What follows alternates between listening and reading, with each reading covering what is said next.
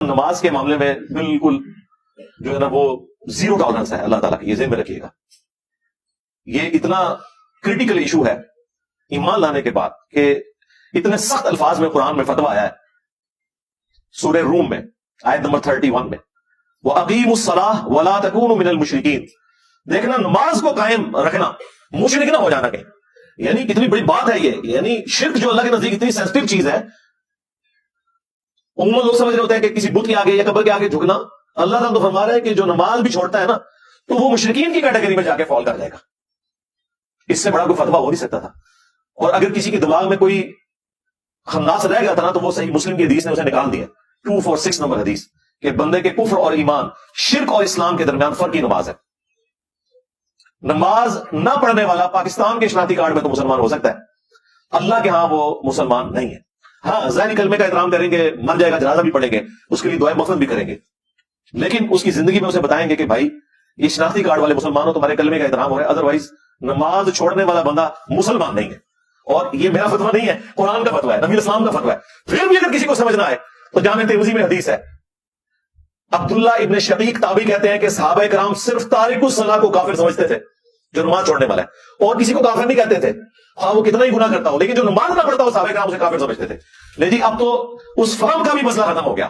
اگر کوئی مجھے قرآن کا فہم نہیں ہے، ہمیں حدیث بتایا، حدیث بھی بتا دی، حدیث کا بھی فہم نہ آیا، صحابہ کرام سے تو بڑھ کر کوئی قرآن و سنت کو جاننے والا نہیں تھا. جامع ترمذی میں ایک اور حدیث ہے کہ ہمارا اور مشرکین کا عہد نماز کی بنیاد کے اوپر قائم ہے، جس نے نماز چھوڑ دی اس نے کفر کیا.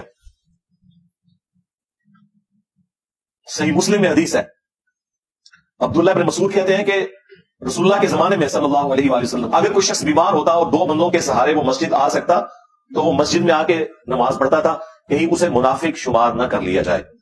یعنی جو گھر میں نماز پڑھے اس کے بارے میں بھی صحابہ کرام ڈرتے تھے کہ یہ منافق ہے، پتہ نہیں پڑھی اس کے نہیں پڑھی. تو اس زمانے میں اپنے آپ کو مسلمان ثابت کرنے کے لیے مرد کو مسجد میں نماز پڑھنی پڑتی تھی. صحابہ کرام کو کیا پتا تھا کہ ان سے بھی بڑھ کے بھی عاشقان رسول آنے والے ہیں، انورٹڈ کامز میں نماز ایک بھی نہیں پڑھیں گے اور کہیں گے کہ غلامی رسول میں موت بھی قبول ہے، حرمت رسول پر جان بھی قربان ہے.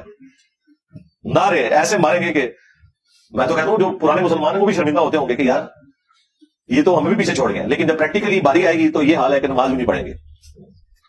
میلاد کے جلسے اٹینڈ کریں گے، صبح اٹھ کے فجر نہیں پڑھیں گے. میلاد کے دن کے جلوس اٹینڈ کریں گے، جب زور کی نماز کا وقت آئے گا لنگر لے کے گھر چلے جائیں گے. محرم کے جلوسوں میں عاشقان اہل بیت ہونے کا دعویٰ کریں گے، لیکن انہیں یہ نہیں پتا کہ مولا علی بھی نماز کے لیے جا رہے تھے تو شہید ہوئے. مولا حسین علیہ السلام بھی کربلا میں نماز کی حالت میں آپ کے اوپر تیر چلائے گئے. اور جب ظہرین کا وقت آئے گا تو آدھے سے زیادہ لوگ کہیں گے ساڑھے سے کپڑے پاک نہیں ہے.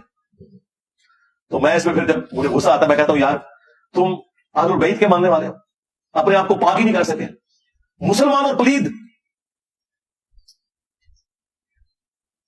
تو یہ نماز کے معاملے میں اپنے آپ کو تیار رکھنا ہے ہمیشہ. سنن ابی داؤد میں حدیث ہے کہ قیامت کے دن سب سے پہلے نماز کے بارے میں سوال ہوگا، سب سے پہلا سوال. اور جس کا یہ مسئلہ حل ہو گیا اس کی اگلی منازل آسان ہو جائیں گی، اور جو اس میں پھنس گیا اس کے اگلے معاملات مشکل ہوتے چلے جائیں گے. پھر مسند احمد میں ایک حدیث ہے، نبی اسلام نے فرمایا کہ نماز اپنے نمازی کے حق میں قیامت والے دن نور، نجات اور دلیل، اللہ کے حضور چھٹکارے کی ایک دلیل اس کے پاس ہوگی. اور جس شخص نے نماز چھوڑ دی قیامت والے دن نہ تو اس کے لیے کوئی پل صراط پہ نور ہوگا، نہ اس کی کوئی نجات کے چانسز ہیں، اور نہ اللہ کے حضور کوئی وہ دلیل پیش کر سکے گا. حتیٰ کہ اسی حدیث میں آگے الفاظ ہے کہ ایسے شخص کا حشر فرعون، قارون اور حامان اور امیہ ابن خلف کے ساتھ ہوگا، والعیاذ باللہ تعالی. چاہے وہ جتنا مرضی دنیا میں دعویٰ کرتا رہا کہ میں بہت بڑا عاشق رسول ہوں. پھر جو سنن ابن ماجہ میں حدیث ہے، نبی اسلام نے فرمایا تھا دیکھنا نماز نہ چھوڑنا، اگر تم نے نماز چھوڑ دی تو پھر اللہ کا ذمہ تم سے اٹھ گیا. اس سے بڑی کوئی دھمکی ہو ہی نہیں سکتی، پھر اللہ کے ذمہ کوئی چیز نہیں ہے. تو اس رمضان میں ایک تو پریکٹس کریں کہ جماعت کے ساتھ نماز انشاءاللہ تعالی، اور پھر اسے کنٹینیو آگے چلانا ہے. یہ نہیں ہے کہ چاند رات میں جا کے جو ہے پہلے جاتے نائی کے پاس شیو کروانے کے لیے، داڑھی نہیں رکھنی تو ٹھیک ہے، پھر اب اگر نیت کی ہے تو چلاؤ.